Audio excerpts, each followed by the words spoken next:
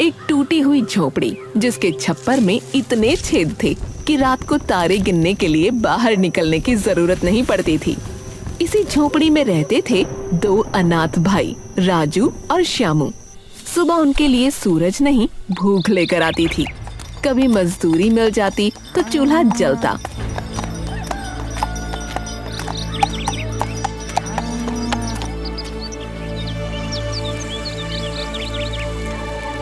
कभी काम नहीं मिलता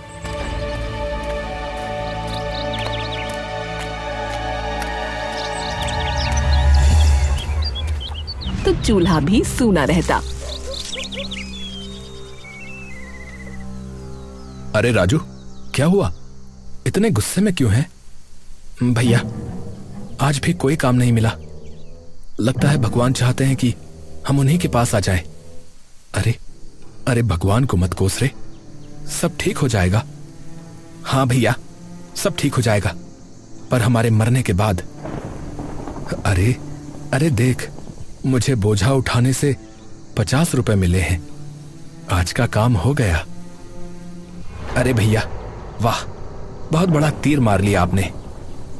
राजू तेज दिमाग वाला था और उसी का उसे घमंड भी था, लेकिन ये दिमाग उसे कोई मदद नहीं कर पा रहा था। श्यामू इसके उलट था, ज्यादा बोलता नहीं था, पर जो देखता जो सुनता वो उसके मन में जम जाता था, जैसे पत्थर पर लकीर। देख लेना श्यामू भैया, एक दिन मैं बड़ा व्यक्ति बनूंगा। ये झोपड़ी, ये भूख, सब पीछे छूट जाएगा। मुझे बस एक मौका चाहिए अपना मस्तिष्क चलाने का। बड़ा व्यक्ति बनने से ज्यादा महत्वपूर्ण है अच्छे आदमी बने रहना। अरे भैया, आप भी अजीब हो, बस साधु संतों वाली बातें करते रहते हो।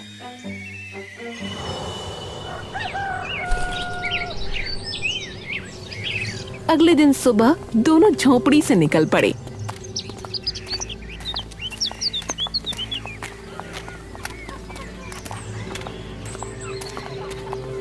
इस बार दिशा बदल दी थी, दूसरे राज्य की ओर। काम की तलाश में दोनों यूं ही भटका करते थे।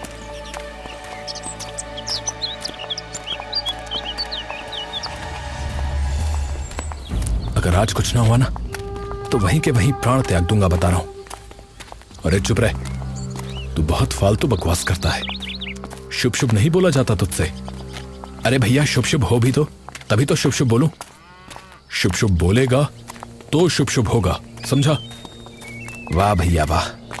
रास्ता लंबा था, कदम भारी, पेट में भूख थी पर आंखों में उम्मीद। धूप सिर पर थी और सड़क पर सन्नाटा। तभी मोड़ पर एक बूढ़ा आदमी खड़ा मिला।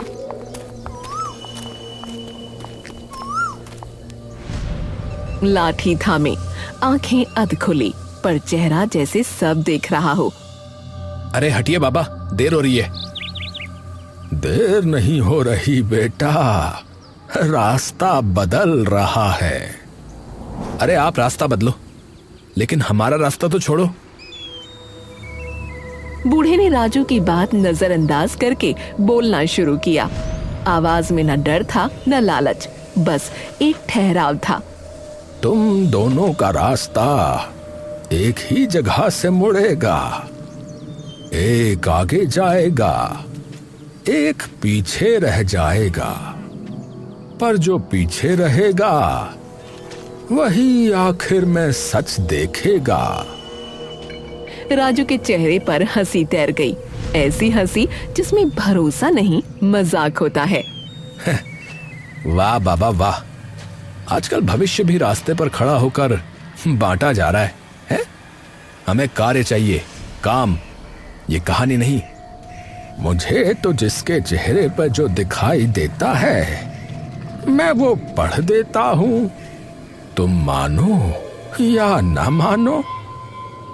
अच्छा, तो ये बताइए कि मैं कब मरूंगा? ऐसी बातें नहीं करते बेटा। अरे तो आगे बढ़िए ना, क्यों मेरा दिमाग खा रहे हैं?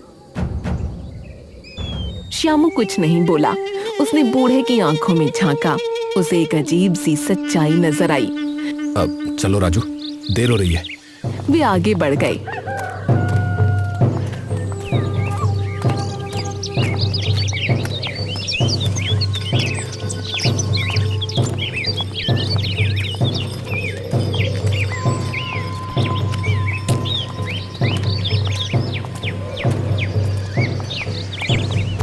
पीछे बूढ़ा रह गया, पर उसकी बात दोनों के दिमाग में चलती रही।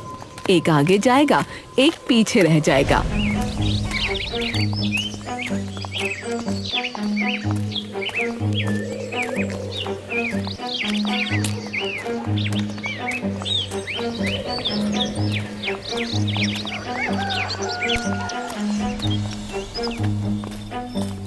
पागल बुढ़ा कहीं का। अरे तुम बहुत जल्दी क्रोध में आ जाते हो। अरे जाने दो ना उसे।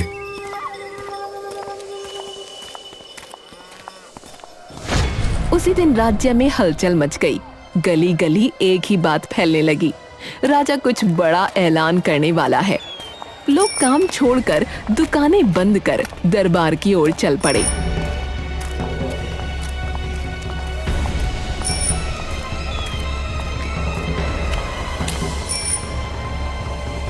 अरे अरे भाई, सुना है इनाम मिलेगा।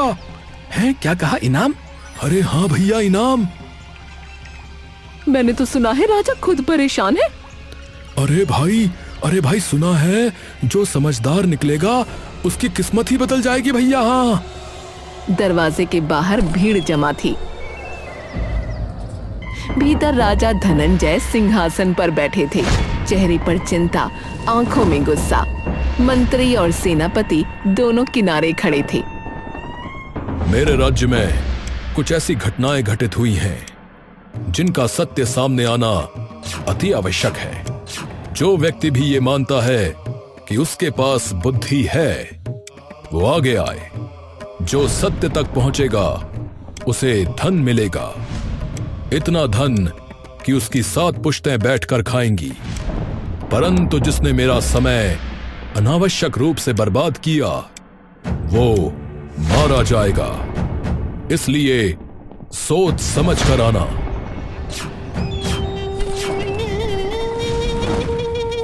राजू की आंखों में चमक आ गई। यही मौका था, यही वो दिन जिसका सपना वो रातों में देखता था। देखा शामू भैया, ये मौका मेरे लिए ही है। अब आप देखना मेरे दिमाग का कमाल।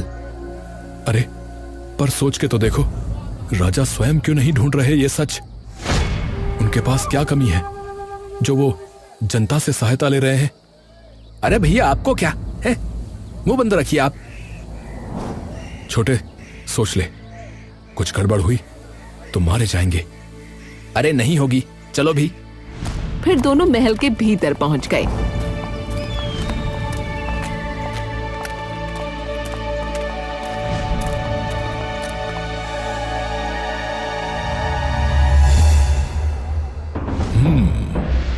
तो तुम दोनों को लगता है कि तुम अति बुद्धिमान हो। लगता नहीं, हम हैं। आप प्रश्न करिए। चलो ठीक है, तो सुनो। राज्य की सीमा पर एक खेत जला मिला, परंतु अजीब बात यह थी कि अग्नि सिर्फ बीच में ही लगी थी, किनारे जस के तस थे। दरबार में सन्नाटा फैल गया। फिर मंत्री बोला, और वहां ये पहेली मिली है, जहां से सूरज नहीं उगता वहीं से सत्य का रास्ता प्रारंभ होता है, और मैं भी वहीं कहीं हूं। दोनों पहेली सुनकर सोच में पड़ गए। राजू जमीन पर झुक गया, उंगलियों से काल्पनिक रेखाएं खींचने लगा। दिशा, हवा, दूरी, समय सब उसके दिमाग में घूमने लगे। श्यामू ने आंखें बंद की, खेत की तस्वीर मन में रखी। फिर बोला, हो सकता है किसी ने जानबूझकर मात्र बीच में जलाया हो, ताकि दिखाया जा सके कि ये कोई दुर्घटना नहीं।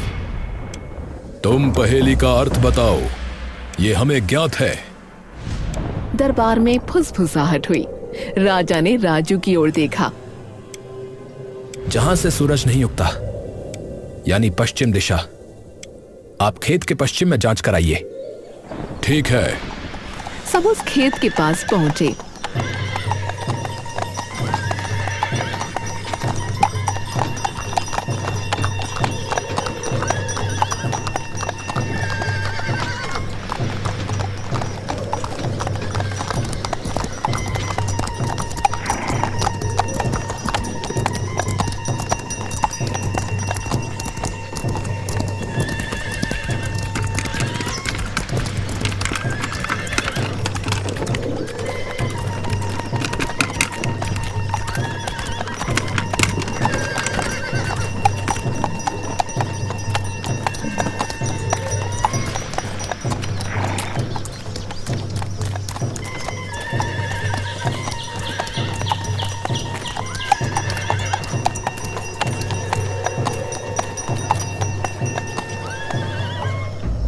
राजू देखते ही बोला,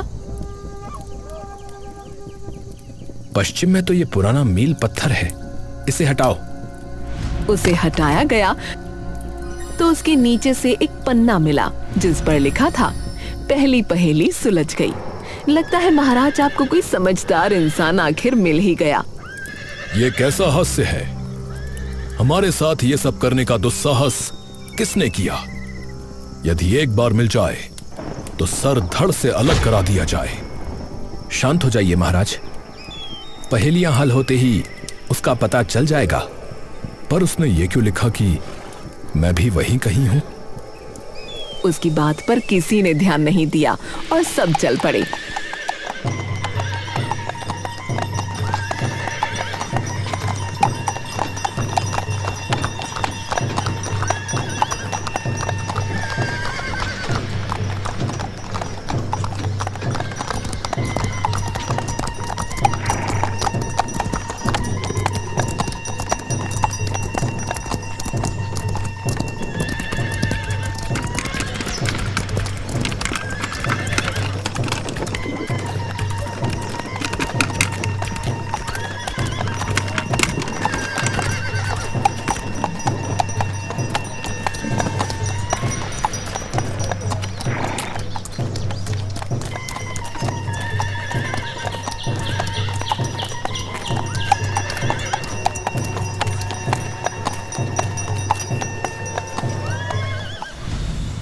महल पहुंचकर अब दूसरी घटना राजा ने सुना।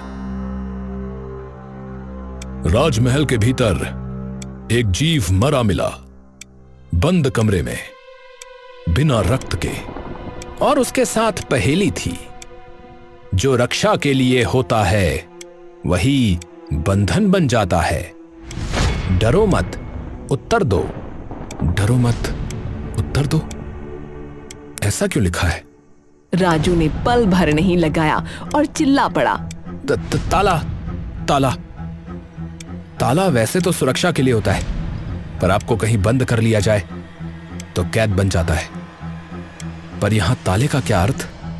तुम भी कुछ सोच लो श्यामू, या सब कुछ राजू ही करेगा?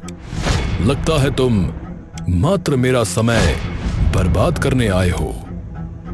नहीं महाराज, अगर ताला सही उत्तर है तो हमें कोई ताला खोलना होगा जो रक्षा के लिए भी हो और बंधन भी बन जाता हो।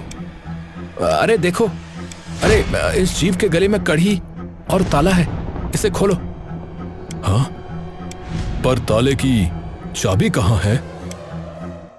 सब चाबी ढूंढने लगे, लेकिन श्यामू ने ताला हिलाया और उसकी चाबी वाली जगह से एक पर्चा निकला जिस पर लिखा था, अगर ये पढ़ रहे हो मतलब पहेली हल हो चुकी है।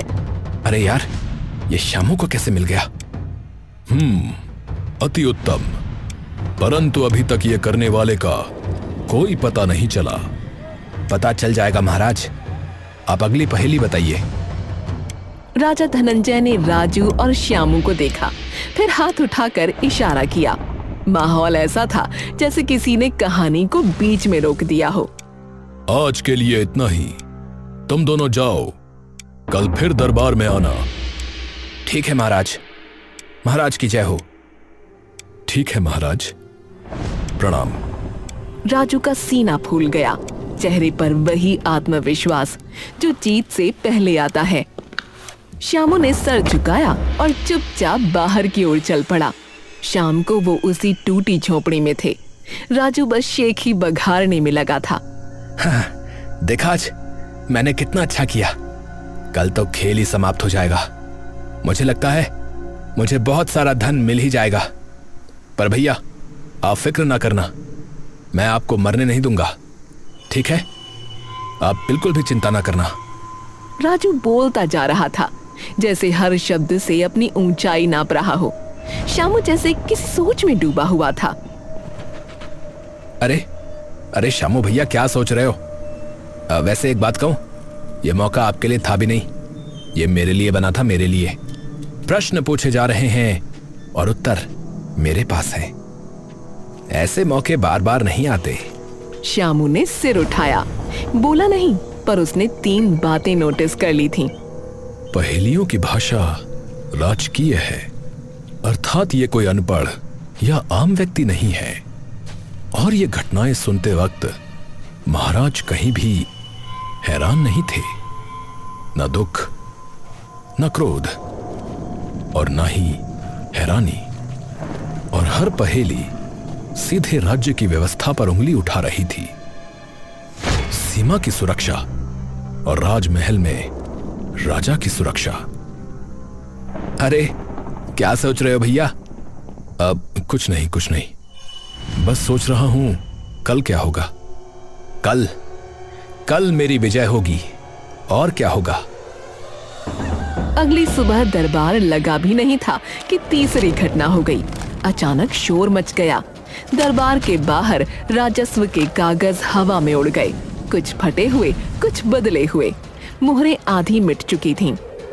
अरे कागज बिखर गए हैं, पर ये तो पूरी तरह से सुरक्षित थे।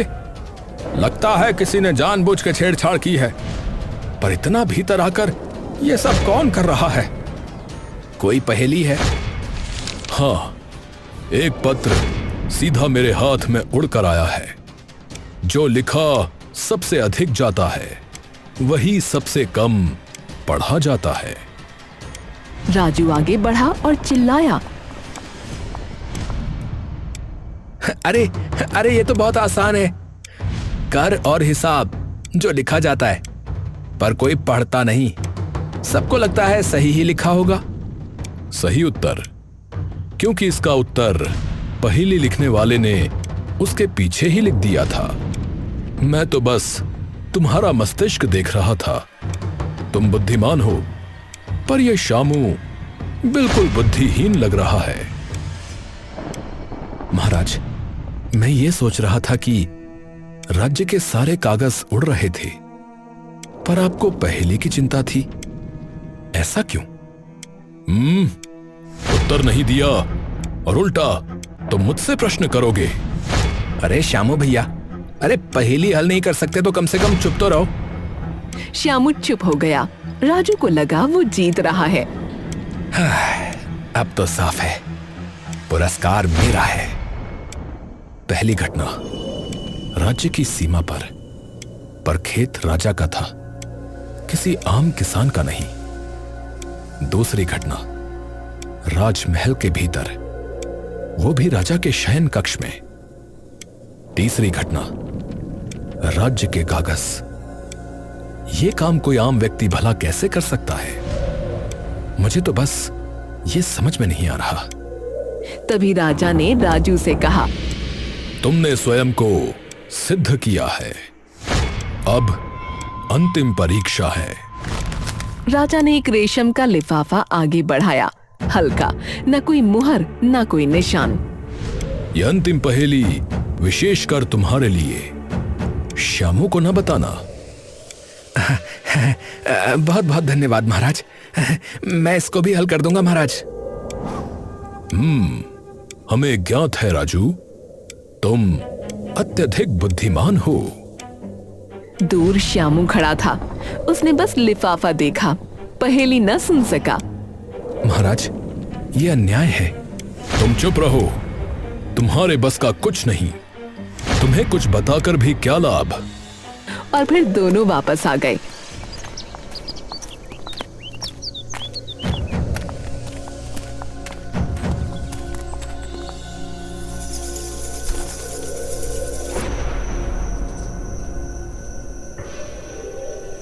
उस रात श्यामू सो नहीं सका। झोपड़ी में अंधेरा था, पर उसकी आंखों में एक ही चीज चमक रही थी, रेशम का वो लिफाफा, वो रंग, वो मुलायम चमक, वो बुनी हुई सतह। उसने शब्द नहीं देखे थे, पर लिफाफे को देखा था, और वही देखना काफी था। रेशम हर किसी के बस का नहीं होता, मैं ये जानता हूं। बाजार का रेशम अलग होता है, थोड़ा कड़ा, थोड़ा चमकीला। पर वो लिफाफा वैसा नहीं था। वो ठीक वैसा था जैसा राजमहल के भीतर पहना जाता है, जैसे शाही कपड़ों से काटा गया हो। अरे क्या सोच रहे हो श्यामू भैया? अगर पहेली पूछना चाहते हो तो भूल जाओ, मैं कुछ नहीं बताऊंगा। नहीं नहीं, मैं नहीं जानना चाहता। फिर उसे एक और बात याद आई। उस लिफाफे पर कुछ लिखा नहीं था। शब्द उभरे हुए थे, स्याही से नहीं, धागे से।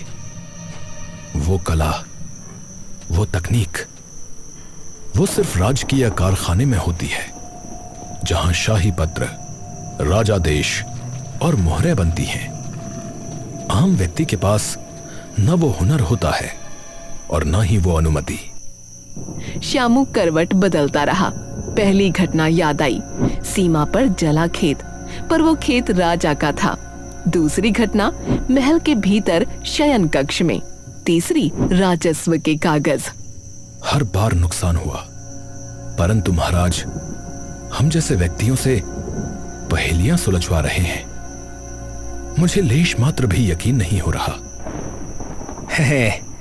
कल मैं धनी होने वाला हूं, ये सोच सोचकर मुझे नींद ही नहीं आ रही। अरे श्यामू भैया, मैं कहीं पागल ना हो जाऊं प्रसन्नता से। नहीं होगा, अत्यधिक मत सोचो। चलो सो जाओ।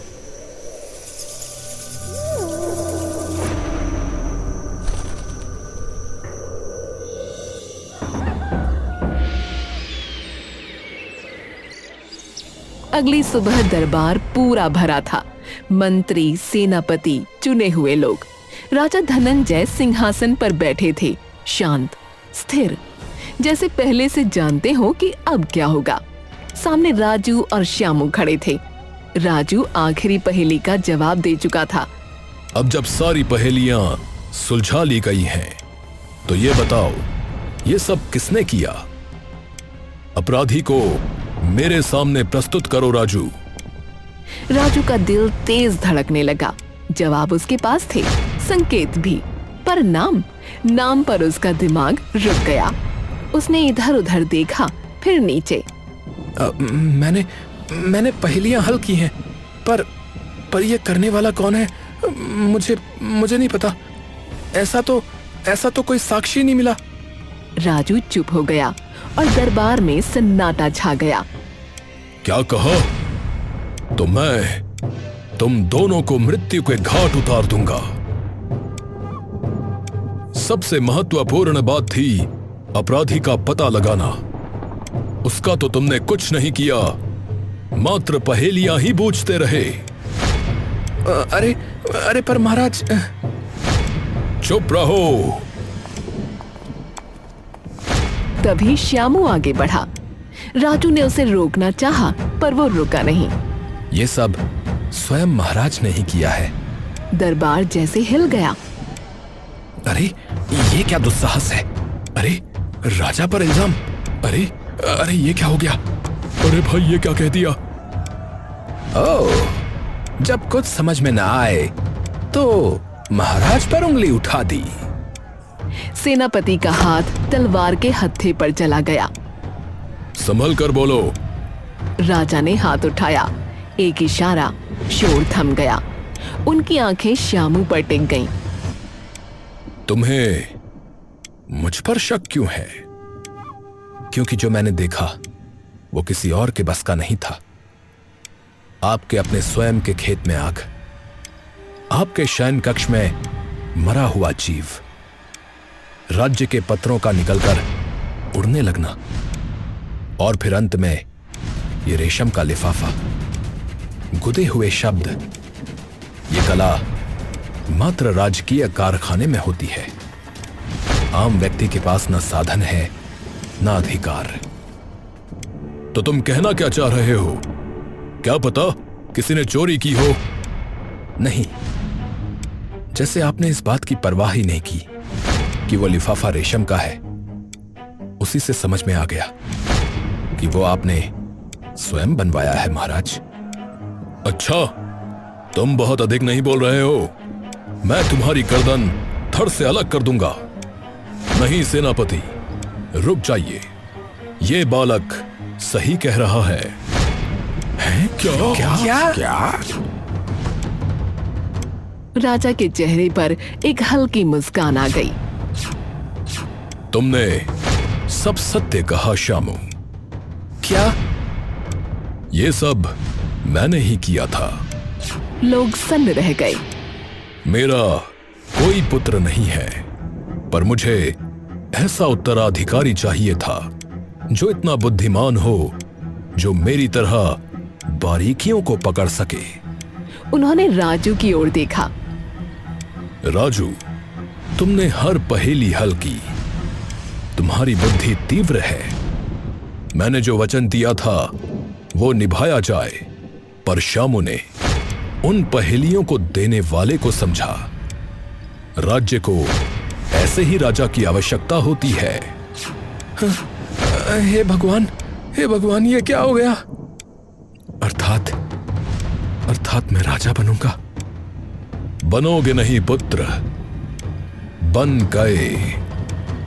मेरे साथ साथ अब से तुम भी राजपाट संभालोगे, और मेरे जाने के बाद मात्र तुम। राजू को धन मिला और श्यामू को राज्य के राजा का पद। जहाँ कभी एक बूढ़ा ज्योतिष खड़ा था, उसकी बात पूरी तरह सच हो गई।